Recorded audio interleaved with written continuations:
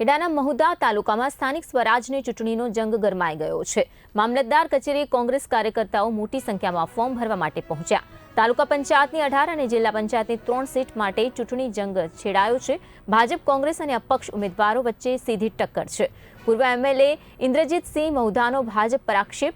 કોંગ્રેસ ચૂંટણીમાં ભાજપને હરાવી સત્તા પર આવશે તેવો દાવો કરાયો છે।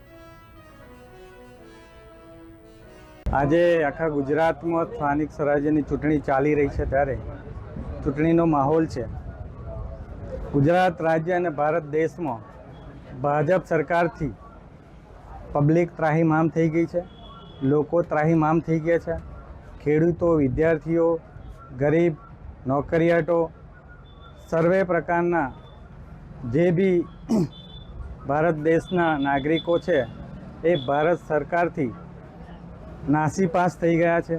એકવાર ભારત સરકારમાં બીજેપી સરકાર બેસાડ્યા પછી જે આ પબ્લિક લોકોની પરિસ્થિતિને જે એમની દુર્દશા કરી છે એ જોઈને લાગે છે કે આ વખતે ગુજરાત રાજ્યમાં જે સ્થાનિક સ્વરાજ્યની ચૂંટણી છે એમાં કોંગ્રેસનો માહોલ છે।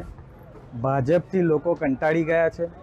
ભાજપમાં જે કોંગ્રેસમાંથી ભાજપમાં ગયેલા એ દરેકની ઘર વાપસી થાય છે અને કોંગ્રેસમાં પાછા આવ્યા છે।